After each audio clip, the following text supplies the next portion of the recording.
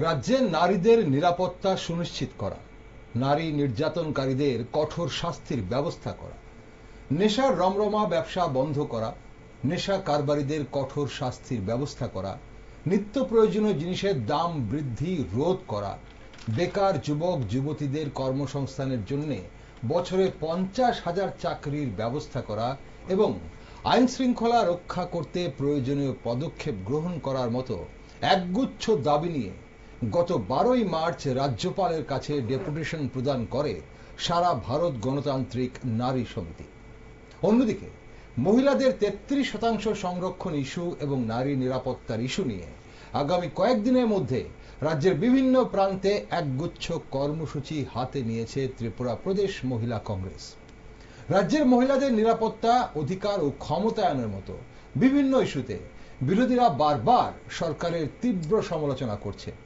এদিকে শাসক দল বলছে সারা দেশে ক্রাইম রেটে এই রাজ্যে নিচের থেকে 3 নম্বর। বিজেপি নেতৃত্বরা বলছে আগের তুলনায় রাজ্যে নারীরা এখন অনেক ভালো আছেন। তাই প্রশ্ন জাগে, কেমন আছে রাজ্যের নারী মহিলারা? রাজ্যের বিরোধী রাজনৈতিক দলের নারী সংগঠন কেন বিভিন্ন দাবি নিয়ে রাস্তায় নেমেছে তা জানা ভীষণ প্রয়োজন। নমস্কার, আমি দীপেন আর আপনারা দেখছেন নিউজ ভ্যানগার্ড। ত্রিপুরার মেয়ে মহিলা নারীদের বর্তমান অবস্থান এবং বিভিন্ন দাবি নিয়ে একটি বিশেষ টকশোতে আজ আমার সাথে রয়েছেন বিশিষ্ট প্রদেশ কংগ্রেস নেত্রী সর্বাণী ঘোষ চক্রবর্তী এবং বিশিষ্ট বাম নেত্রী নীলাঞ্জনা রায়। আপনাদের দুজনকেই স্বাগত। সর্বাণী, প্রথমে আপনার কাছে আসি। নারীদের সংরক্ষণ, নিরাপত্তা এবং সশক্তিকরণ ইস্যুতে প্রদেশ মহিলা কংগ্রেস কিছু কর্মসূচি হাতে নিয়েছেন আপনারা। একটু বিস্তারিত জানবো যে কি কি কর্মসূচি রয়েছে আপনাদের এবং কেন এই মুহূর্তে আপনারা এইসব কর্মসূচি গ্রহণ করলেন। নমস্কার, শুভ সন্ধ্যা। নিউজ ভ্যানগার্ডের সাংবাদিক বন্ধু এবং সব কর্মীদেরকে আমি জানাই আন্তরিক অভিনন্দন এবং নিউজ ভ্যানগার্ডের দর্শকদের আমি জানাই আন্তরিক অভিনন্দন এবং শুভেচ্ছা। আজকে আমাকে এখানে ডাকার জন্য নিউজ ভ্যানগার্ডকে বিশেষ করে ধন্যবাদ জানাই। আমরা ত্রিপুরা প্রদেশ মহিলা কংগ্রেসের তরফ থেকে যে কর্মসূচি হাতে নিয়েছি 33% মহিলা সংরক্ষণ বিল। আপনারা জানেন বিগত লোকসভা নির্বাচনের প্রাক্কালে এই বিল বিজেপি সরকার লোকসভা এবং রাজ্যসভায় পাশ করিয়েছে, কিন্তু এটার কোনো কার্যকরী ভূমিকা আজ অবধি নিতে দেখা যায়নি। তো সেই লক্ষ্যে আমাদের সর্বভারতীয় মহিলা কংগ্রেস নেত্রী অলকা লাম্বাজি গত 10ই মার্চ নয়াদিল্লিতে সংসদ ভবন ঘেরাও করেন এই বিল কার্যকরী করার জন্য এবং দেশ এবং রাজ্যে রাজ্যে যে মহিলাদের উপর অত্যাচার এবং বিশেষ করে বিজেপি শাসনকালে যেই রাজ্যে বিজেপি সরকার রয়েছে সেখানে মহিলাদের উপর সবচেয়ে বেশি অত্যাচার এবং নির্যাতন চলছে ক্রমাগত, সেই নারীদের নিরাপত্তা সুনিশ্চিত করার লক্ষ্যে আমাদের সর্বভারতীয় মহিলা কংগ্রেস নেত্রী সেটা যেমন দিল্লিতে করেছেন, প্রতিটি রাজ্যে রাজ্যে এটা বার্তা দিয়েছেন, আমরাও সেই কর্মসূচি হাতে নিয়েছি। তো আপনারা দিনের পর দিন দেখছেন ত্রিপুরা রাজ্যে মহিলাদের উপর কিভাবে অত্যাচার শানিত হচ্ছে। সামান্য থেকে সামান্য ঘটনাও মহিলারাও মহিলাদের উপর অত্যাচার করছে, বাড়ি গিয়ে অন্যায় যদি করে থাকে সেটার জন্য আইন আছে, প্রশাসন আছে, কিন্তু দেখা যাচ্ছে নিজেরাই হাতে তুলে নিচ্ছে আইনকে। তো সেই ক্ষেত্রে আমাদের নারীদের নিরাপত্তা কোথায় এবং প্রশাসন কি করছে? তার জন্যই আমাদের এই বিক্ষোভ প্রদর্শন। আমরা আপাতত 4টি জেলাতে করছি। 23 তারিখ থেকে শুরু হচ্ছে। 23 তারিখ প্রথম হচ্ছে ধর্মনগর জেলা, তারপর হচ্ছে 25 তারিখ উদয়পুর, 27 তারিখ হচ্ছে তেলিয়ামুড়া আর 29 তারিখ সদর জেলার তরফ থেকে। ওকে, সেই জায়গাতে আপনারা কি করবেন, সেই সব কর্মসূচিতে আপনারা কি করবেন, কি ধরনের কর্মসূচি রয়েছে সেগুলো বিস্তারিত জানবো আপনার কাছে, কিন্তু তার আগে নীলাঞ্জনা রায় রয়েছে আমাদের সাথে, বিশিষ্ট বাম নেত্রী।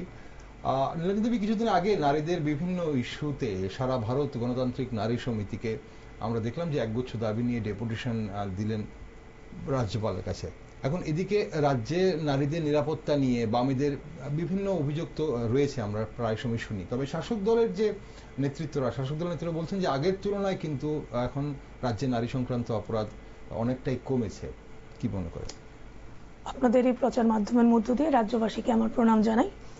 মূল কথা হচ্ছে, আপনারা দেখেছেন যে 12 তারিখ, এই মাসের 12 তারিখ আমাদের সারা ভারত গণতান্ত্রিক নারী সমিতি মূলত গোটা দেশ এবং রাজ্যের মধ্যে যেই ক্রমবর্ধমান নারী নির্যাতন, ঠিক সেই কারণেতে নারীদের যারা এই রকমের মানে ক্রমবর্ধিত আকারে যারা শোষণ করছেন, নির্যাতন করছেন, সেই নির্যাতনকারীদের শাস্তি প্রদান করতে হবে। আকাশ ছোঁয়া দ্রব্যমূল্য বৃদ্ধি রোধের দাবিতে, তারই পাশাপাশি কর্মসংস্থানের সুযোগ বৃদ্ধি সহ 6 দফা দাবি নিয়ে আমাদের বাম গণতান্ত্রিক নারী নেতৃত্বরা আমরা একত্রিত হয়েছি। যদিও বা এই গোটা রাজ্যের গত 7 বছরে আমাদের রাজ্যের নারীদের অবস্থান যদি আমাদের দেখতে হয়, খণ্ডচিত্র করে যদি দেখতে হয়, তাহলে পরিসংখ্যান বলতে হবে। এবং পরিসংখ্যানটা শুধুমাত্র ইন রিসেন্ট টাইম, যে আমি যত একটা মেয়ে, এই মেয়ে হিসেবে বা আমার একটা পূর্ণবয়স্ক মেয়ের অবস্থানটা কি কর্মসংস্থানের ক্ষেত্রে কিংবা সামাজিক নিরাপত্তার ক্ষেত্রে প্রশাসনিক দপ্তর থেকে অ্যাজ এ ভিকটিম হলে কিরকম, এটা না। আমার দেখতে হবে একদম ভ্রূণ অবস্থা থেকে, শিশুকন্যা অবস্থা থেকে গত 7 বছরে আমাদের অবস্থানটা কি।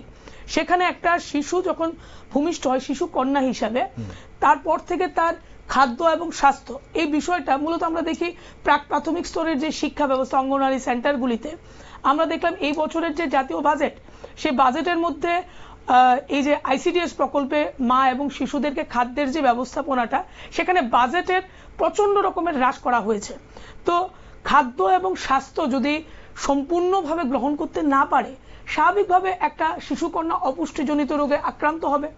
এবং এই শিক্ষার অঙ্গনে আস্তে আস্তে দেখা যাচ্ছে অনেক এই 5 বছরের শিশু কিন্তু সে তলানিতে থেকে যাচ্ছে বা তার জীবন বিপন্ন হয়ে যাচ্ছে। এখন বলতে গেলে আমার শিক্ষা ব্যবস্থাটা কি, এখন দেখা যাচ্ছে এই 7 বছরের অবস্থা, আমাদের রাজ্যের প্রায় 1000-এর উপরে শিক্ষা প্রতিষ্ঠান বন্ধ, বিশেষ করে উপজাতি এলাকা এবং গ্রামাঞ্চলে। তো ওই সমস্ত এলাকায় যখন শিক্ষা স্কুল অঙ্গনগুলি বন্ধ হয়ে যায়, স্বাভাবিকভাবেই মেয়েদের, উপজাতিদের, বিশেষ করে গ্রামাঞ্চলের মেয়েদের কিন্তু শিক্ষা ব্যবস্থাটা থমকে দাঁড়ায়, স্কুল ছুটের পরিমাণটা বেড়ে যায় এবং নির্দিষ্ট সময়ে যখন সে পড়াশোনা করছে না তখন তাকে বাল্য বিবাহে বাধ্য করা, এই পরিস্থিতিগুলি এখন বাড়ছে। স্বাভাবিকভাবে আমি যদি উপযুক্ত শিক্ষায় শিক্ষিতই না হতে পারলাম, তাহলে উচ্চতর শিক্ষার ক্ষেত্রে কিন্তু একটা বিরাট ফারাক তৈরি হচ্ছে। আমি ছোট্ট করে যদি পরিসংখ্যান বলি, যে আমাদের রাজ্যের মধ্যে একটা ঐতিহ্যবাহী কলেজ আছে, উইমেন্স কলেজ। এই কলেজে 2017 সালে যে ডাটা বলছে যে টোটাল স্টুডেন্ট স্ট্রেংথ ছিল, মানে প্রথম বর্ষে 1271, তার মধ্যে উপজাতি ছিল 594, অর্থাৎ 47% উপজাতি। আমি যখন দেখছি যে 2018 সালে মার্চ মাসে যখন সেটা টোটাল স্টুডেন্ট স্ট্রেংথ দেখা যাচ্ছে 1278, 71 থেকে 7 বেড়েছে। উপজাতি সংখ্যা কত? 492, মানে 38%। এইবার 2024 সালে যখন আমরা সেই কলেজটার মধ্যে ছাত্র সংখ্যা দেখতে গেলাম 1407 এবং উপজাতি হচ্ছে 532 জন, মানে হচ্ছে 37। বিফোর 2018 যেখানে উপজাতি অংশের স্টুডেন্ট ছিল 47%, এই গত 7 বছরে উপজাতি অংশের মেয়েদের উচ্চশিক্ষায় কলেজে, উমেন্স কলেজের মতো জায়গায় সেখানে 10% কমে গেল। এবং তারই পাশাপাশি 2017 সালে 1271 ছিল, 7 বছরে যেটা রেশিও বাড়ার কথা, এখানে দেখা যাচ্ছে 1407 জন ছাত্রী পড়তে গেছে। এর মানে গত 7 বছরে মাত্র 136 জন বেশি পড়তে গেছে। এই যে দুই দিক থেকে উপজাতিদের পরিসংখ্যানটা বললাম 10% একদম কমে গেছে, এবং 7 বছরে মাত্র 136 জন নতুন করে সেই উচ্চ শিক্ষার অঙ্গনে গেছে। এই জিনিসটা কিন্তু পরিষ্কারভাবে বলে দিচ্ছে যে শিক্ষার হাল হকিকত কতটুকু। যারা বড় বড় কথা বলেন, বিভিন্ন রকমের কথা বলেন, তারা তো ডাটা নিয়ে কথা বলেন না, ঠিক সেই কারণে তারা আবল তাবল অনেক কিছু বলতে পারে। আবার তাদের মধ্যে আমি একটু আপনাকে ইন্টারাপ্ট করবো, আপনার দেওয়া তথ্য অনুযায়ী একটু আমরা একটু ক্লারিফিকেশন চাইবো আপনার কাছে। আপনি প্রথমে যেটা বললেন যে 2017 সালে 1271 ছিল সেখানে স্ট্রেংথ এবং ওমেন্স কলেজে, 2024-এ 1407। এখন বলছেন এই শুধু 136 জন কেন বাড়লো? এখন কথা হচ্ছে যে একটা যে কোনো কলেজ বা বিদ্যালয়, মহাবিদ্যালয় হোক, ইউনিভার্সিটি হোক, একটা নিজস্ব স্ট্রেংথ থাকে, সবসময় তার ইনফ্রাস্ট্রাকচার তার পরিবর্তন হয় না। যদি ইনফ্রাস্ট্রাকচার খুব বেশি পরিবর্তন না হয়ে থাকে তাহলে সেখানে যতটা স্টুডেন্ট ভর্তি হতে পারে বা যতজন শিক্ষা লাভ করতে পারে ততজন থেকে খুব বেশি কম বেশি হওয়ার কথা নয়। এক, এটা আপনি ক্ল্যারিফাই করবেন। দুই, এখন 37% এসটি 2024-এ এসটি স্টুডেন্টসরা সেখানে 532, আগে আপনি 2017-তে বলেছেন 594 জন ছিল, 47% অলমোস্ট, এবং 2024-এ 37%, মানে 10% কমে গেছে।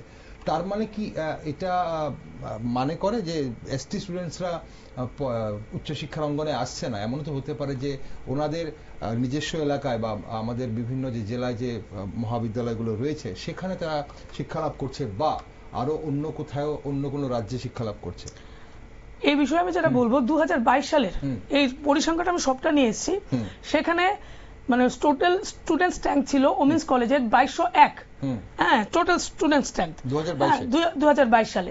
তাহলে স্বাভাবিকভাবে এটা ইনক্রিজ করার কথা, কিন্তু 2023 সালে 1417, 2024 সালে 1407, এরকম ভাবে কিন্তু হচ্ছে। এবং উচ্চশিক্ষার অঙ্গনে যাওয়ার বিষয়টা, যদি আমার প্রাক প্রাথমিক শিক্ষা এবং প্রাথমিক স্তরের শিক্ষা যদি বাধাপ্রাপ্ত হই, স্বাভাবিকভাবে উচ্চতর শিক্ষার অঙ্গন আমাকে কিন্তু আঘাত দেবে। এই ছোট্ট বিষয়টা আমাদের সকলেরই জানা। এবং আমরা কেন এটা দাবি করে বলছি, কারণ তো এই যে বিদ্যাজ্যোতি প্রকল্প, বিদ্যাজ্যোতি প্রকল্পের নামে বিদ্যা ক্ষতির যেই নতুন উদ্যোগ এই বিজেপি সরকার উত্থাপন করেছেন, তার খেসারত হিসাবেই কিন্তু এই জিনিসগুলি আমাদের দেখতে হচ্ছে। ওকে, আসবো আপনার কাছে আরেকবার। সৌম্যাদি রয়েছেন আমাদের সঙ্গে। সৌম্যাদি, এখানে যে কথাগুলো আপনারা তুলেছেন, যে ইস্যু আপনাদের সাংবাদিক সম্মেলন থেকে আপনারা যে কর্মসূচি হাতে গ্রহণ করেছেন বলে যে কথা জানিয়েছিলেন, সেখানে আপনাদের সংরক্ষণ ইস্যুটাই ছিল প্রধান ইস্যু, এবং পাশাপাশি নারীদের নিরাপত্তা এবং নারীদের অধিকার নিয়ে আপনারা কথা বলেছেন। এখন সংরক্ষণের যে ব্যাপারটা, বিল পাস হয়েছে, সেটা লোকসভায় বিল পাস হয়েছে, এবং সেই বিল কিন্তু ইমপ্লিমেন্ট হবে আরো পরে বলে জানানো হয়েছিল। তাহলে এখন সেটা নিয়ে কেন আপনারা এই মুহূর্তে আন্দোলন করছেন? মানে নারী সংরক্ষণের ব্যাপারটা শুধু কি মানে সংসদীয় রাজনীতিতে সংরক্ষণের ব্যাপারটা আপনারা আন্দোলনে আনছেন, নাকি সর্বক্ষেত্রের ব্যাপারটাই আপনারা? সর্বক্ষেত্রে, এটা যেমন শিক্ষা, তারপর কর্মসংস্থান, সব দিক থেকেই যেন এটা ইমপ্লিমেন্টেশন হয়, এটার জন্যই আমরা আনছি। সংসদীয় গণতন্ত্রে তো মহিলাদের অধিকার, এটা সমস্ত দলই মেনে নিয়েছে, কিন্তু সেইভাবে আমরা সঠিক জায়গায় পৌঁছতে পারছি না ইমপ্লিমেন্টেশনের কারণে। যখন এটা কার্যকরী হবে তখনই মহিলারা অধিকার পাবে, এটা আমরা জানি। কিন্তু দেখা গেছে চাকরি ক্ষেত্রে ওরা যেটা এতদিন ধরে ঢাক ঢোল পিটিয়ে বলে এসছে, সমস্ত ক্ষেত্রে মহিলাদের ক্ষেত্রে, বিশেষ করে আধা সামরিক বাহিনীতে ওরা 33% মহিলাদের রিজার্ভেশন দেবে, কিন্তু পরিসংখ্যান বলছে 33% কেন, তাদের হচ্ছে 74,891 জন কম, মানে পরিসংখ্যানে 4.37। আচ্ছা, তাদের 33 আধা সামরিক, এটার মধ্যে সিআরপিএফ আছে, বিএসএফ আছে, তারপর এসএসবি এটাও আছে। তো বিভিন্ন ক্ষেত্রে নিয়োগের ক্ষেত্রে, আধা সামরিক বাহিনীর নিয়োগের ক্ষেত্রে আপনারা বলছেন মহিলাদের 4.something% নিয়োগ হয়েছে, বাকি সেখানে 33% হওয়ার কথা ছিল। ওকে, সেটা আপনাদের দাবি ছিল? বা এই বিষয় যেটা আমি বলবো, হ্যাঁ, ঘটনা হচ্ছে আমরা শুনে আসছি যে মোদিজি হচ্ছে নারী শক্তির প্রচারক, একদম সাংঘাতিক রকম ভাবে উনি নারীদেরকে উজ্জীবিত করছেন, ক্ষমতায়ন করছেন। তাহলে 2014 সালে নরেন্দ্র মোদিজি এসছেন, তাহলে 9 বছর পরে হিমঘর থেকে বেরিয়ে এসছে এই নারী সংরক্ষণের বিলটা। ঠিক আছে, ভালো। 2023 সালে ওমেন রিজার্ভেশন বিল পাস হলো, আর সেটা কার্যকরী হবে 2029 সালে। এটা কি রকমের আজব কাণ্ড! এরকমের কাণ্ড আর কত দিন দেখাবেন? এবং এই কাণ্ডগুলি দেখানোর মধ্যে দিয়ে কি ভাবছেন যে দেশের মানুষ একদম বোকা, তারা যা ইচ্ছে চায় তাই করতে পারবে? 23-এ বিল পাস, 29-এ গিয়ে চালু হবে, কি তার উদ্দেশ্য, কি তার কারণ, ব্যাখ্যা দিন। ওকে, চলুন, যেটা জানানো হয়েছিল শাসক দলের পক্ষ থেকে এই বিলের ব্যাপারে, সেটা আমি আরেকবার একটু আপনাদের অবশ্যই বলতে চাইবো। আপনারা হয়তো জানেন ব্যাপারটা, এবং আমাদের দর্শক বন্ধুরা যারা রয়েছেন ওনারা অনেকেই হয়তো জানেন বা মনে আছে। বলা হচ্ছিল এই বিল সেন্সাসের পর, আগে সেন্সাস হবে এবং তারপর আমাদের ডিলিমিটেশন হবে, বিভিন্ন লোকসভার যে আসনগুলো রয়েছে ডিলিমিটেশন হবে, আসন সংখ্যা বাড়তে পারে, এবং তার জন্যই আমাদের নতুন যে সংসদ ভবন সেখানে অনেক আরো আসন বেশি বিশিষ্ট এই সংসদ ভবন গড়া হয়েছে, তৈরি করা হয়েছে। এখন তারপর সেখানে হয়তো এই যে মহিলা সংরক্ষণ বিলটা চালু হবে, সেটা সংসদীয় রাজনীতিতে। কিন্তু বিভিন্ন ক্ষেত্রে আপনারা যেটা বলছেন নিয়োগের ক্ষেত্রে সেখানে কি হয়েছিল সেটা নিয়ে কিন্তু কোনো বিস্তারিত জানা নেই আমাদের। এখন আপনাদের দাবি সর্বক্ষেত্রে মহিলাদের 33% সংরক্ষণের কথা আপনারা বলছেন এবং সেই দাবি তুলছেন। সমাজে আমরা যদি মহিলাদের কথা বলি, আমরা যদি, আপনারা রাজনীতি করছেন, আপনি প্রদেশ মহিলা কংগ্রেসের সভানেত্রী, আমরা কিছুদিন আগে 11ই মার্চ যে কংগ্রেসের সমাবেশ দেখলাম, সেই সমাবেশে আমরা দেখেছি যেটা কংগ্রেসের বিরুদ্ধে একটা প্রচার ছিল যে কংগ্রেসের সব নেতৃত্বরা, রাজ্য স্তরের সব নেতৃত্বরা একই মঞ্চে আসেন না বহুদিন ধরে, তাদের মধ্যে আপনাদের কংগ্রেসের মধ্যে ভেতরে একটা অন্তর্দ্বন্দ্ব কাজ করছে। কিন্তু এই সমাবেশে আমরা দেখলাম যে আপনাদের সব রাজ্য স্তরের নেতৃত্বরা, প্রথম সারির নেতৃত্বরা একই মঞ্চে ছিলেন। সেখানে বিশেষজ্ঞরা অবশ্যই সেটা উল্লেখ করেছেন যে এটা একটা পজিটিভ দিক, অবশ্যই যারা কর্মী সমর্থকরা রয়েছেন কংগ্রেসে তারা উজ্জীবিত হবেন। কিন্তু সেই মঞ্চে কিন্তু আমরা কোনো নারী নেত্রীকে দেখিনি, সেই মঞ্চে আমরা সর্বাণী ঘোষকে দেখিনি, সেই মঞ্চে আমরা অন্য কোনো নারী নেত্রীকেও দেখিনি। সেখানে কি বলবেন? আমাদের অবস্থানটা হয়তো সেই জায়গায় নিতে পারিনি, আমরা তৈরি হচ্ছি, তার জন্য আমাদের অধিকার চাই। তখন নিজের দল বলুন বিরোধী দল বলুন সবাই তখন নারীদের অধিকার ঠিক, মানে তখন আপনার নারীদের অধিকারে যখন কথা আসবে তখন সেখানে কংগ্রেস, বিজেপি বা বামফ্রন্ট থাকবে না, সব নারীরা আপনারা অবশ্যই আপনাদের অধিকার চাইবেন। আমরা 2023 সালেও যখন আমরা নির্বাচন দেখেছি, বিধানসভা নির্বাচন রাজ্যের, সেখানেও 13টা সিট বামফ্রন্টের সঙ্গে আপনাদের আসন সমঝোতায় 13টা সিট কংগ্রেস লড়াই করেছে। সেখানে কিন্তু যদি আমরা 33% ধরি তাহলে 4টে সিটের ওপর হিসাবে কংগ্রেসের মহিলা ক্যান্ডিডেট থাকার কথা, কিন্তু সেখানে একমাত্র কমলপুর বিধানসভা কেন্দ্রে রুবি ঘোষ প্রত্যাশী ছিলেন। তো সেখানে একমাত্র 4টের জায়গায় একটা সিট কংগ্রেস কিন্তু মহিলা ক্যান্ডিডেটকে দিয়েছেন। একইভাবে আমরা যদি 29শে জানুয়ারি সিপিএম এর যে প্রকাশ্য সমাবেশ গেছে রাজ্য সম্মেলনের আগে, সেই সমাবেশ মঞ্চেও কিন্তু আমরা কোনো নারী নেত্রীকে দেখিনি। নীলাঞ্জনা রায়, আমাদের মধ্যে এই রকমের কোনো বিষয় নেই। আমাদের পার্টিটা সবচাইতে বেশি শৃঙ্খলাবদ্ধ পার্টি, এবং আমাদের পার্টির যিনি নাকি পলিট ব্যুরো, না না না, নারীদের বাদ দিয়ে কেন হবে, পলিট ব্যুরোর সদস্য উনি উপস্থিত ছিলেন, উনি থাকবেন। আমাদের যিনি নাকি সীতারাম ইয়েচুরির পর যিনি নাকি এখন দায়িত্বে আছেন উনি ছিলেন। তো স্টেজের মধ্যে আমাদের রাজ্য সম্পাদক ছিলেন, তো স্বাভাবিকভাবে যদি রাজ্য সম্পাদিকা হতেন তাহলে উনি থাকতেন।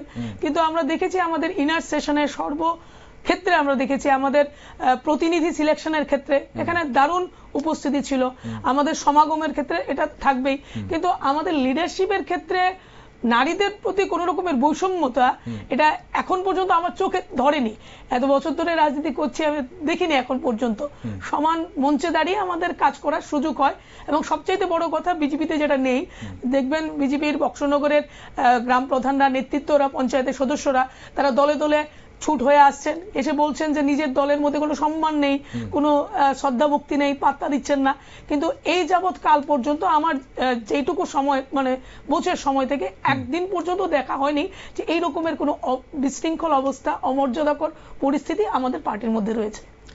ওকে, আসবো আপনাদের কাছে আবারও, আপনার কাছে সেই বিষয় নিয়ে নয়, অন্য কোনো বিষয় নিয়ে আসবো। কিন্তু আমরা দেখলাম যে কংগ্রেসের যে সাংবাদিক সম্মেলন, সেখানে সংরক্ষণ একটা ইস্যু ছিল রাজ্যের, আর এছাড়া নারীর ক্ষমতায়ন, সশক্তিকরণের একটা বিষয় নিয়ে কিন্তু আপনারা আওয়াজ তুলেছেন। এবং আপনাদের যে এই যে আপনি 23 তারিখ ধর্মনগর, 25 তারিখ উদয়পুর, 27 তারিখে আপনি বললেন এবং তেলিয়ামুড়া, এবং 29 তারিখ আগরতলায়, এই সম্মেলনগুলোতে বা এই কর্মসূচিগুলোতে আপনারা কি কি করবেন? সেখানে শুধু কি আপনারা সভা করবেন আপনাদের কর্মী সমর্থকদের নিয়ে, নারী কর্মী সমর্থকদের নিয়ে, নাকি অন্য কোনো কিছু আপনারা করবেন? রাস্তায় নামবেন? সমাবেশ রাস্তায় নামা হবে, এটা মিছিল আকারেও হতে পারে, এটা গণ অবস্থানও হতে পারে, বিক্ষোভ সমাবেশ করবেন আপনারা। ওকে, এখন এই বিক্ষোভ সমাবেশটা কিসের জন্য করবেন আপনারা? কিসের জন্য বিক্ষোভ করছেন? শুধু কি সংরক্ষণের জন্য 33% নাকি অন্য কোনো দাবি আছে আপনাদের? অবশ্যই আছে। ত্রিপুরা রাজ্যে, আমি দেশের কথা বাদই দিলাম, ত্রিপুরা রাজ্যে মহিলাদের উপর যেভাবে একের পর এক আক্রমণ হচ্ছে, কিছুদিন আগে 5 বছরের কন্যার উপর ধর্ষণ, সেই ঘটনা কি প্রমাণ করে যে মাতব্বরদের কারণে ওরা অভিযোগটা পর্যন্ত সময় মতো জানাতে পারেনি থানায় গিয়ে। তো সেটাতে আপনারা সবই জানেন।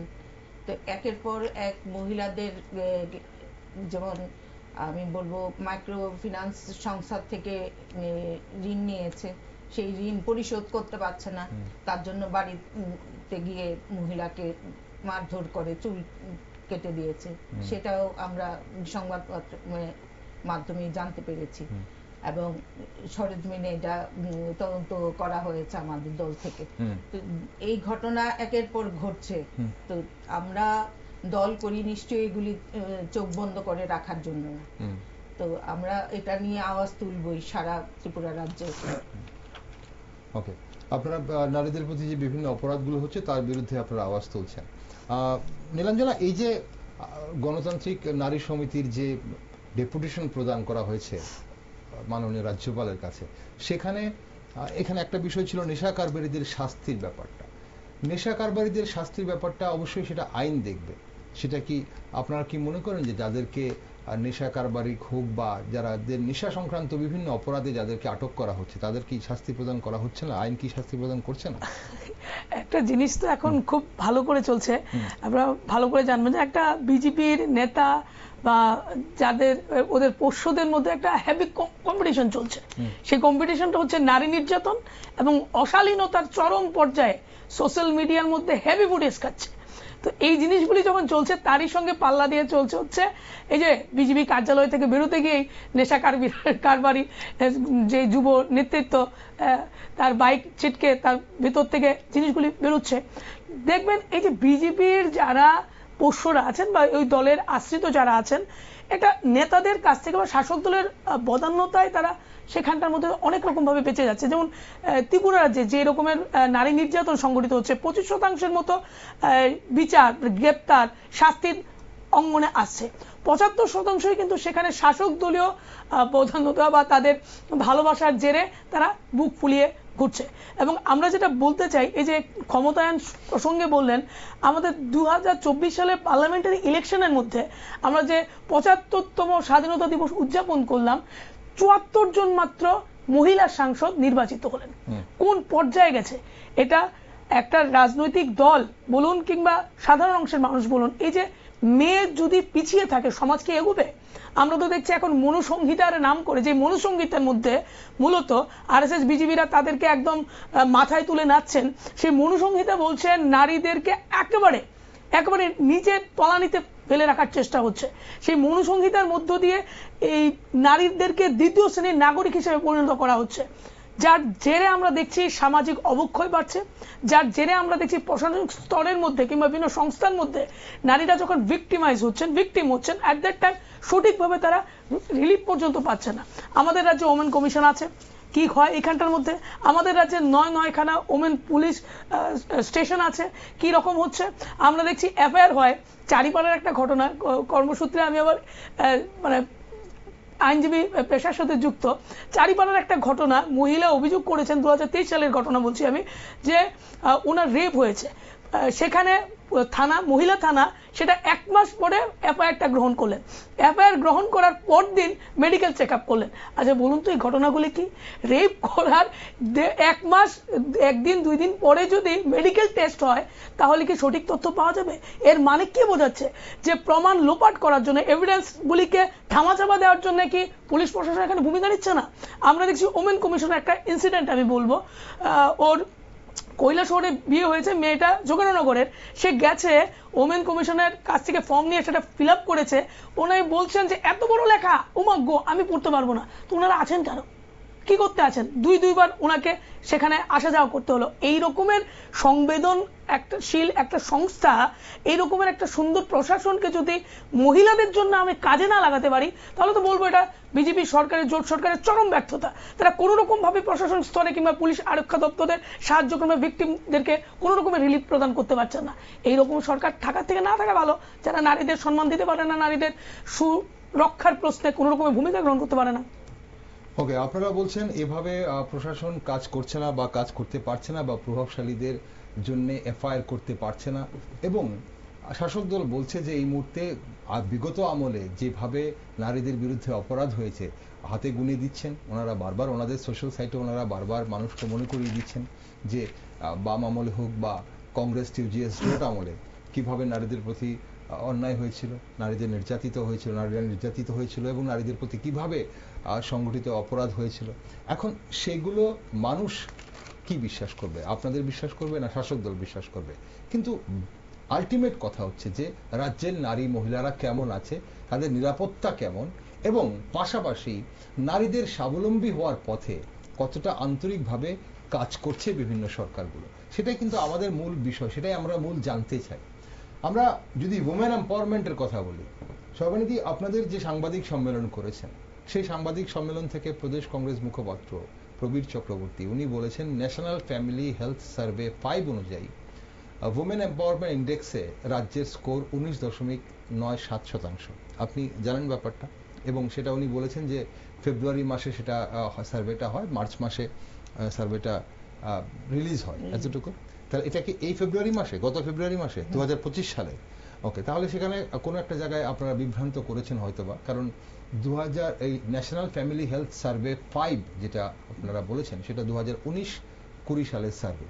National library of medicine, national centre for biotechnology information সেই সার্ভেটা করেছে, এবং সেটার থেকে তাদের সেই সার্ভেতে তারা উমেন এম্পাওয়ারমেন্ট অফ ইন্ডিয়ার যে ইন্ডেক্সটা দিয়েছে সেখানে তারা স্টেট ওয়াইজ যে হিসেবটা ডেটাটা নেওয়ার জন্য সেখানে ওরা অবশ্যই এই যে আমাদের ন্যাশনাল ফ্যামিলি ওয়েলফেয়ার যে ইয়েটা health survey, national family health survey 2019 থেকে 21 এই পিরিয়ডের সার্ভেটা, national health family health survey 5, এটা কিন্তু 2019 থেকে 21 মধ্যে, সেখান থেকে তথ্য নিয়ে এই সার্ভেটা করেছে ন্যাশনাল লাইব্রেরি অফ মেডিসিন, যেখানে উমেন এম্পাওয়ারমেন্ট ইন্ডেক্সে 19.97% দেখানো হয়েছে। আপনি সেটা অবগত আছেন কিনা সেটা সম্পর্কে? ওকে, 19.97% যেটা হয়েছে, এটা উত্তর পূর্বাঞ্চলের 7টি রাজ্য থেকে ত্রিপুরা সবার নিচে। উত্তর, হ্যাঁ, এটা অবশ্যই সেখানে অরুণাচল প্রদেশ 22.77% রয়েছে।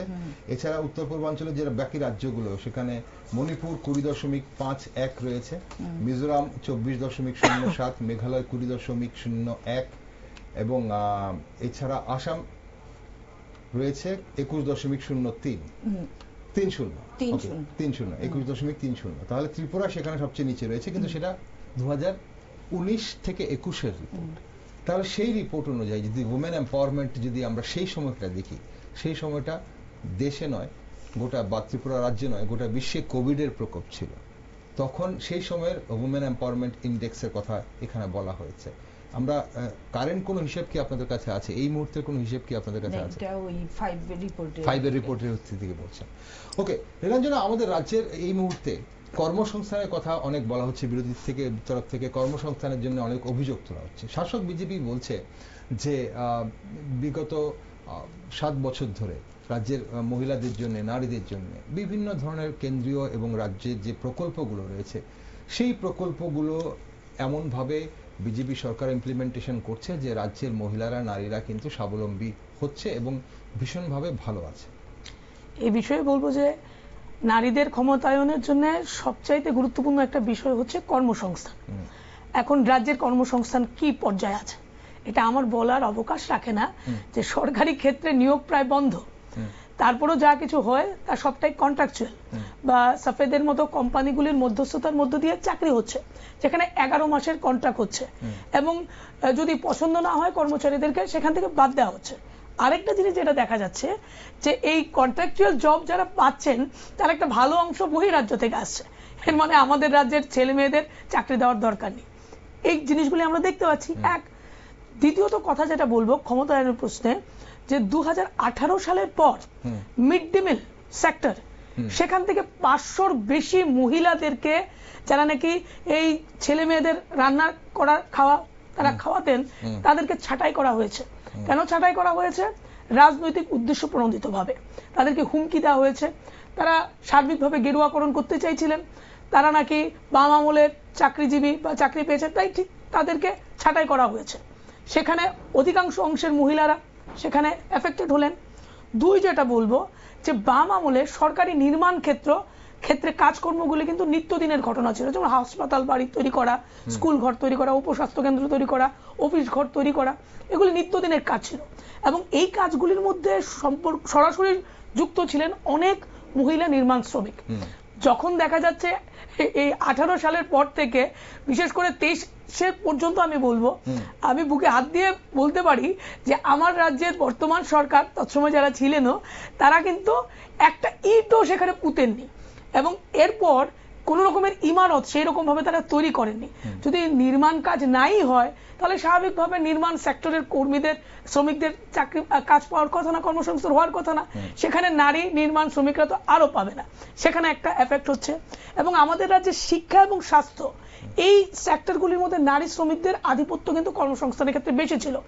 একটা হচ্ছে ধরুন স্বাস্থ্যের মধ্যে সাফাই কর্মী, একটা হচ্ছে ধরুন শিক্ষার ক্ষেত্রে অঙ্গনারী কর্মী, আইসিডিএস এর যারা বা আশা কর্মী, এই সমস্ত অংশের কিন্তু মহিলা শ্রমিকরা এখানে ছিলেন। এবং আমরা দেখছি যখন শিক্ষা এবং স্বাস্থ্যের মধ্যে অবনতি ঘটাচ্ছে সরকার, ঠিক সেই কারণেতে ওই অংশের কর্মরত যারা ছিলেন তারা সঠিকভাবে তাদের প্রকল্প শ্রমিকরা তাদের মজুরি পাচ্ছেন না বা বিভিন্ন স্কিমে কাজ করতে পারছেন না। এই যে আপনি বললেন যে কোভিড পিরিয়ডে সবচাইতে বেশি যারা ফ্রন্ট লাইনার ওয়েতে কাজ করেছেন তারা ছিলেন আশা কর্মীরা, কিন্তু তাদের জন্য আমাদের সরকার কি করলেন? কোন রকম তো এক্সট্রা বোনাস দেওয়া, কোন রকমের ফেসিলিটি মানে হেলথ ফেসিলিটি প্রোভাইড করা কোনো কিছু হলো না, চুপটির সাথে বসে থাকলেন। যাক, সেই কথাটা আমি বাদ দিলাম। রেগা শ্রমিকদের ক্ষেত্রে যেটা দেখতাম বাম আমলে 90 থেকে 100 দিনের কাজ হতো, এবং রেগা শ্রমিক যারা ছিলেন কিংবা শহরাঞ্চলের ট্রেপের মধ্যে অধিকাংশই কিন্তু নারী শ্রমিকরা ছিলেন। যেহেতু এখন এই 7 বছরের পরিসংখ্যান বলছে 30 থেকে 32 দিন শ্রম দিবস পাওয়া যায়, কাজ পাওয়া যায়, তাহলে স্বাভাবিকভাবে তাদের মহিলা শ্রমিকদের কাজ কমছে, কর্মসংস্থানের সুযোগ কমে যাচ্ছে। তার সঙ্গে সঙ্গে তাঁত এবং হস্তকারু শিল্প, যে শিল্পটা আমাদের রাজ্যের মধ্যে কিন্তু ভালোই ছিল, কিন্তু জোট সরকারের মূলত উদাসীনতার, চরম উদাসীনতার কারণে তাঁত শিল্পটা আজকে বসে যাচ্ছে, হস্তকারু শিল্পটা আজ বসে যাচ্ছে।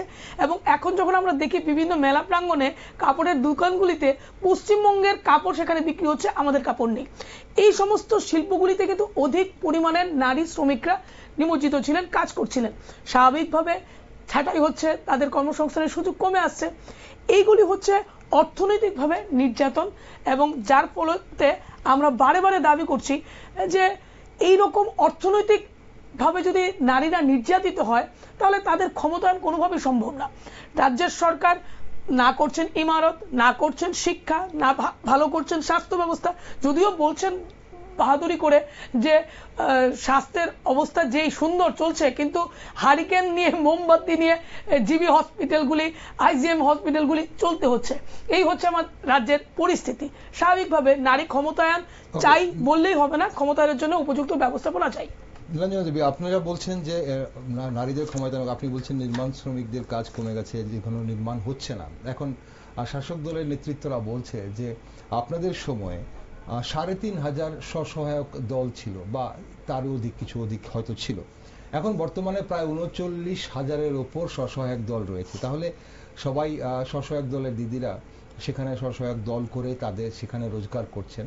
তাহলে নির্মাণ শ্রমিক যে বলছেন, যারা নির্মাণ শ্রমিক ছিল তাদের কাজগুলো এখন স্বসহায়ক দল করে তারা ব্যবসা করছেন, বিভিন্ন স্টার্ট আপ করছেন, এবং তার জন্য বিভিন্ন সরকারি যে প্রকল্পগুলো রয়েছে, সেই মুদ্রা লোন বলুন বা এই ধরনের লোনগুলো, বলছেন এইভাবে বিভিন্ন সেক্টরে শুধু কাজ করছেন না, অন্যদেরও কাজের ব্যবস্থা করে দিচ্ছেন স্বসহায়ক দল, এবং এইভাবে এরকম ভাবে অন্যান্য স্টার্ট আপের মাধ্যমে। কি মনে করেন? এখন এই যে স্বসহায়ক দলের রুটে গিয়ে যদি আপনি দেখেন তাহলে দারুণ একটা ফান্ডা আছে। স্বসহায়ক দলগুলি পরিচালিত হচ্ছে এই কারণে, কারণ বিজেপির যতগুলি প্রোগ্রাম হচ্ছে সেই প্রোগ্রামগুলি ফ্লপ যাচ্ছে।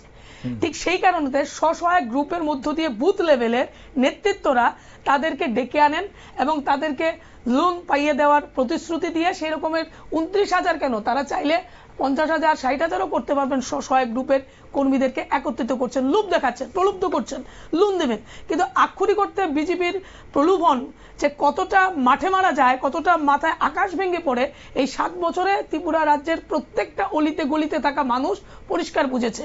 এই স্বসহায়ক গ্রুপগুলির মধ্য দিয়ে মেলা প্রাঙ্গণে হয়তোবা মুড়ি ভাজার কাজ করছেন, হ্যাঁ, হয়তোবা বেগুন ভাজা সেই জিনিসগুলি করছেন, করতে পারেন। কিন্তু এই শিক্ষিত অংশের মেয়েদেরকে কি এই রকমের মুড়ি ভাজার কাজ, ছোলা সিদ্ধের কাজ এই রকমের মেলা প্রাঙ্গণে বসে কাজ করানো ঠিক? তাহলে তো করতেই পারেন। উপযুক্ত নিয়োগ নীতি মানছেন না, সরকারিভাবে কোনো নিয়োগ করছেন না, কোনো রকম ভাবে স্থায়ী গ্যারান্টি তাদেরকে দিচ্ছেন না। আপনারা বলছেন মেলা প্রাঙ্গণে গিয়ে এই রকমের ছোট্ট ছোট্ট মুড়ি ভাজা, হ্যান ভাজা, তেন ভাজা করে ছোট ছোট শিল্প করে শিল্প হয়ে যাচ্ছে। তো এইগুলো যদি মুড়ি ভাজাও যদি শিল্প হয়, চানাচুর বিক্রিও যদি শিল্প হয়, পানের দোকান খোলাও যদি বড় লোকের আঙ্গিনায় যাওয়ার সুযোগ হয়, তাহলে তাও সম্ভব, তারা করতে পারেন। কিন্তু আক্ষরিক অর্থে ত্রিপুরা রাজ্যের মানুষ কিন্তু বুঝতে পারছেন যে তারা যা বলছেন তা কতটা ফানুষে পরিণত হবে। ওকে, শর্মাদি, অনেকক্ষণ আপনার কাছে জানতে চাইবো, একই বিষয়টা আপনার কাছে জানতে চাইবো। রাজ্যের মহিলাদের স্বাবলম্বী হওয়া নিয়ে শাসক দলের নেতৃত্বরা বলেন যে বিভিন্ন ধরনের স্বসহায়ক দল দিদি বলুন বা লাখপতি দিদি, রোজগার হচ্ছে, রোজগার বাড়ছে মেয়েদের, মহিলাদের। আপনারা কি মনে করেন, আপনারা কি দেখছেন? আপনারা যেটা আমার নারী নেত্রীও বলেছেন যে আশা কর্মী, মিড ডে মিল কর্মী, এদেরকে বাদ দিয়ে তো আর নারী সমাজ না, তাদের সঙ্গে করি। তাদের মজুরি যে এখন অব্দি 2,500 টাকা মাসে, তাও 10 মাস ওনারা পান। আচ্ছা, তো 2,500 আশা কর্মীদের কথা বলছেন? আশা মিড ডে মিল কর্মী, অঙ্গনওয়াড়ি কর্মী। তো দিনকে দিন যেভাবে মূল্য বৃদ্ধি হচ্ছে, 2,500 টাকা দিয়ে কি একটা সংসার চলে?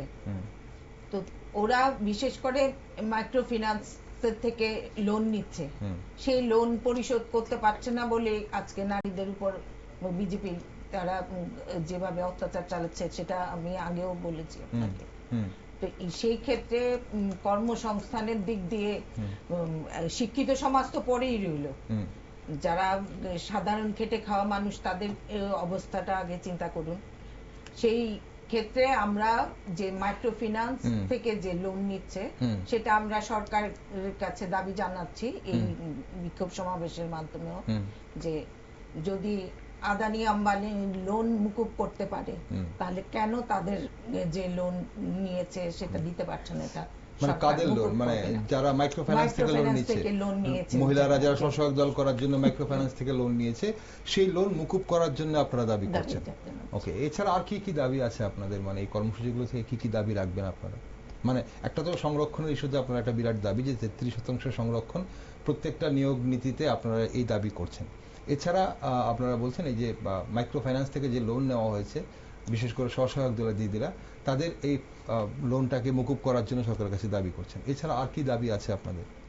আরো আছে যে মহিলাদের যে নিয়োগ নীতির ব্যাপারে, সেটা কর্মসংস্থান তো হচ্ছেই না, যেটা কন্ট্রাকচুয়াল যে চাকরি হচ্ছে, সেটা আমিও একমত পোষণ করি যে যারা হচ্ছে সেটা ইচ্ছে হলে ওরা বের করে দিতে পারবে, কাজ পছন্দ না হলে। তো সেটা করে তো মানে যারা শিক্ষিত সমাজ, তারা তো দিন দিন হতাশাগ্রস্ত হয়ে পড়ছে। তাদের নিয়োগের ক্ষেত্রেও সেই মানে আমাদের আন্দোলন জারি থাকবে। ওকে, আমরা অনুষ্ঠানের প্রায় শেষ পর্বে চলে এসেছি। আসলে বিরোধীরা অনেকগুলো তথ্য তুলে ধরেন বা অনেকগুলো যুক্তি তুলে ধরেন, নারীরা বা যারা যুবরা, রাজ্যের মানুষ কেন ভালো নেই, কেন বিভিন্ন কারণে ভালো নেই, বিরোধীরা অবশ্যই তুলে ধরেন। আমাদের সঙ্গে আজ অবশ্যই দুজন বিরোধী নারী নেত্রী রয়েছেন, কংগ্রেসের এবং বামেদের। কিন্তু কি করলে নারীরা ভালো থাকবে, কি করলে রাজ্যের নারীদের নিরাপদ রাখা যাবে, কি করলে নারীদের ক্ষমতায়ন হবে, কি করলে নারীরা স্বাবলম্বী হবে, সেটা জানা কিন্তু ভীষণ প্রয়োজন। কি মনে হয় নীলাঞ্জনা দেবী, আপনার কি মনে হয় রাজ্যের নারীরা এই মুহূর্তে সবচেয়ে বেশি কি চায়, কি প্রয়োজন বলে মনে করেন? রাজ্যের নারীরা চায় নিজের নিরাপত্তা নিয়ে, নিজের সম্ভ্রম নিয়ে বাঁচতে। রাজ্যের নারীরা চায় আক্ষরিক অর্থে তার অর্থনৈতিক দিক থেকে সে যেন স্বাবলম্বী হয়ে উঠতে পারে। মাইক্রো ফাইন্যান্সের কারণে চক্রবৃদ্ধি হারে যখন সুদ চাপানো হয়, একটা মধ্যবিত্ত পরিবার কি রকম দুর্দশার সম্মুখীন হন, যারা কোটি কোটি টাকা লুট করছেন সরকারে বসে, তারা হয়তো অনুধাবন করতে পারছেন না। ঠিক সেই কারণে এ রাজ্যের মেয়েরা চায় তারা সুন্দরভাবে বাঁচতে, এবং প্রশাসনিক স্তর থেকে যেন তাদেরকে, দপ্তরগুলি থেকে যেন যখনই তারা নির্যাতনের শিকার হন তখন যেন তাদেরকে অবহেলিত না করা হয়, বঞ্চিত না করা হয়, আরো নির্যাতনের শিকার না করা হয়, বরং তাদেরকে সঠিক বিচার পাইয়ে দেওয়ার জন্য যেন প্রশাসন সেখানে ভূমিকা নেয়। সরকার যেহেতু আমাদের অভিভাবক, তাহলে অভিভাবক সুলভ ভূমিকা নিক। নিশ্চয়ই সেখানটার মধ্যে কোনো রকমের দ্বিচারিতা রাখবেন না, কারণ আমরা তো দেখি উত্তর দিক থেকে তাকালে মন্ত্রীবাবুদের পোষ্যরা, সন্তানরা সেখানে রেপিস্টের অভিযোগে অভিযুক্ত, কিংবা তেলিয়ামুড়ার কৃষ্ণপুর বলুন, কিংবা উদয়পুরের হেভিওয়েট যুব নেতারা, নেতৃত্বরা, কিংবা রতনবাবুর ভাষায় যদি বলি এক্সিলেন্ট, যারা এক্সিলেন্ট ক্লাসিক্যাল যে নেতৃত্বরা, তারা তো দেখিয়ে দিচ্ছেন সোশ্যাল মিডিয়ার মধ্য দিয়ে নারীদেরকে কিভাবে নির্যাতন করতে হয়, নারীদেরকে কিভাবে অশালীন পরিস্থিতিতে নগ্ন করতে হয়। তো এই রকমের কালচার যতক্ষণ পর্যন্ত বিজেপি চালিয়ে রাখবে, ঠিক ততক্ষণ পর্যন্ত এই রাজ্যের নারীদের ক্ষমতায়ন বা নিরাপত্তা সম্ভব না। ঠিক সেই কারণে দাঁড়িয়ে আমরা বলবো, আমরা এককাট্টাভাবে এই রাজ্যের নারীদের যেই অপশাসনের দাবা করে যে অবস্থানে তারা আছেন, তার থেকে মুক্তির জন্য অবশ্যই লড়াই চাই, অবশ্যই মাঠে ময়দানে দাঁড়িয়ে সেখানে ভূমিকা নেওয়া চাই। এবং যেই প্রশাসন তাদেরকে সুষ্ঠু বিচার পাইয়ে দেওয়ার ক্ষেত্রে মূলত বিজেপি নেতাদের অঙ্গুলি লেহনের দিকে তাকিয়ে থাকে, তাদেরকে তোষামত করার জন্য তাকিয়ে থাকে, ওই প্রশাসনিক স্তরের নেতা কর্মী, দপ্তরের প্রশাসক আধিকারিকদের বিরুদ্ধেও কিন্তু আগামী দিন মাঠে নেমেই জবাব দেওয়া হবে। ওকে, নীলাঞ্জনা দেবী, আপনি অবশ্যই প্রশাসনের কথা বলছেন, রাজ্য সরকারের কথা বলছেন, আপনি আঙ্গুল তুলেছেন অবশ্যই এমন কয়েকজন নেতৃত্বের নামও বলেছেন আপনি। এখন প্রশ্ন হচ্ছে একটা জায়গায়, যে আসলে যখন আমরা নারীদের নিরাপত্তার কথা বলি বা নারীদের বিভিন্ন অধিকারের কথা বলি, কোন আমলে নারীরা সবচেয়ে বেশি নিরাপদ ছিল? কি মনে হয় আপনার? কংগ্রেস আমলে, বা তারপরের যে বাম আমল, বা তারপর যে কংগ্রেস টিউজিএস আমল, বা তারপরের 25 বছর বাম আমল, ভালো ছিল রাজ্যের নারীরা? রাজ্যের নারীরা যদি তুলনামূলকভাবে আপনি বলতে থাকেন, পরিসংখ্যান যদি দেখেন, হ্যাঁ, তাহলে অবশ্যই আমরা বলবো এবং দাবি করেই বলবো যে বাম আমলে নারীরা সবচাইতে বেশি সুরক্ষিত ছিল। হ্যাঁ, এটা আপনি বলতে পারেন না, এক দুটো ইনসিডেন্ট ঘটেছে, সেই ঘটনাগুলি কিন্তু অবশ্যই সমালোচনার দৃষ্টিতে দেখব, কিন্তু ওই ঘটনাগুলি যখন ভিকটিম হচ্ছেন নারীরা, তখন কিন্তু পুলিশ প্রশাসক সেখানে ভিকটিমদেরকে সার্বিকভাবে পরিষেবা দেওয়ার জন্য ভূমিকা গ্রহণ করছেন। কিন্তু এই জগতে আমরা দেখছি বিজেপি সরাসরি গ্রাম প্রধান থেকে শুরু করে মন্ত্রীর ছেলেপুলে সকলে মিলে সেখানে ধর্ষণ কাণ্ডের সঙ্গে যুক্ত হয়ে যাচ্ছে। যুব মোর্চার নেতাবাবুরা সেখানে বক্সনগরের গ্রাম প্রধান বলুন, কিংবা রামনগরের অমরবাবুরা সরাসরি যখন সেই জায়গায় নগ্নতা দেখান, নারী নির্যাতন করেন, তখন তো পরিষ্কার বোঝা যায় যে শাসক সেখানে নির্বিকার ভূমিকা পালন করছেন, এবং শাসকের প্রত্যক্ষ পরোক্ষ প্ররোচনার মধ্য দিয়ে নারী নির্যাতনের কাহিনীগুলি, ঘটনাগুলি বাড়ছে, যেটা বাম আমলে খুবই কম ছিল, ছিলই না। বাম আমলে নারী নির্যাতন কম ছিল, কংগ্রেস টিউজিএস জোট আমল মানুষ, রাজ্যের মানুষ দেখেছে। 25 বছরে বাম আমল, তার আগের 10 বছর বাম আমল, তার আগের কংগ্রেস শাসন মানুষ দেখেছে। আপনার কি মনে হয় কোন আমলে রাজ্যের নারীরা সবচেয়ে বেশি সেফ ছিল? সেটা তুলনা করার বিষয় না, যদিও যে আমলে মহিলাদের উপর অত্যাচার হয়েছে সেটা কম বেশ সব আমলেই হয়েছে। গত 18-র আগে যে বাম আমল ছিল, সেই আমলেও যে কতগুলি ঘটনা হয়েছে সেগুলি দৃষ্টান্ত স্বরূপ রয়েছে। তো সেটা নারীরা ভালো না বলে কেউ আওয়াজ তুলবে না তা তো হয় না। এটার সার্বিক ক্ষেত্রের দিক দিয়ে দেখতে গেলে আমরা সবসময় মহিলাদের ক্ষেত্রে আওয়াজ উঠেছে, এবং যেখানেই মহিলাদের উপর অত্যাচার হয়েছে সেটা জাতীয় কংগ্রেস দল সেটা বিরোধিতা করেছে। ওকে, অসংখ্য ধন্যবাদ আপনাদের দুজনকে আজ সঙ্গে থাকার জন্য। আমরা যখন কথা বলছিলাম যে নারীদের নিরাপত্তা নিয়ে, নারীদের অধিকার নিয়ে, বা নারীদের ক্ষমতায়ন নিয়ে, তখন অবশ্যই রাজনীতির বাইরে বেরিয়েও আর একটা জগতে, যেখানে পুরুষ এবং নারী এই লিঙ্গ বৈষম্য মিটিয়ে কিভাবে নারীদেরকে সম অধিকার দেওয়া যায় সে কথা বলেন অনেকেই, এবং বুদ্ধিজীবীরা বা রাজ্যের হোক বা দেশের হোক বা এই পৃথিবীর বুদ্ধিজীবীরা অনেকগুলো পথ দেখান কিভাবে নারী এবং পুরুষ সমানভাবে কাঁধে কাঁধ মিলে পৃথিবীতে চলতে পারবে, কিন্তু বর্তমান সমাজে আমরা সেটা কতটা মানতে পারছি বা ফলো করতে পারছি সেটা নিয়ে কিন্তু সংশয় রয়েছে। ধন্যবাদ আপনাকেও, সর্বনাদি আপনাকেও ধন্যবাদ, মেলানিয়া দেবী আপনাকেও ধন্যবাদ সঙ্গে থাকার জন্য। দর্শক বন্ধুরা, এই পৃথিবীতে নারীর প্রতি সহিংসতার ইতিহাস অনেক পুরনো। এই সহিংসতার মাত্রা বিভিন্ন সময়ে বিভিন্ন রকম ছিল, এমনকি আজও এই সভ্য সমাজে এগুলোর মাত্রা ও ঘটনার ধরন বিভিন্ন হয়। কিন্তু সবচেয়ে পরিতাপের বিষয়, নারীদের অধিকার, নারীদের নিরাপত্তা নিয়ে বিভিন্ন রাজনৈতিক দল সোচ্চার হলেও সব আমলেই নারীদের প্রতি বিভিন্ন অপরাধ সংঘটিত হয়। রাজ্যের নারীরা কেমন আছেন সেদিকে অবশ্যই নজর রাখছি আমরা। আর আপনারা সব খবরের জন্য চোখ রাখুন শুধুমাত্র নিউজ ভ্যানগার্ডে।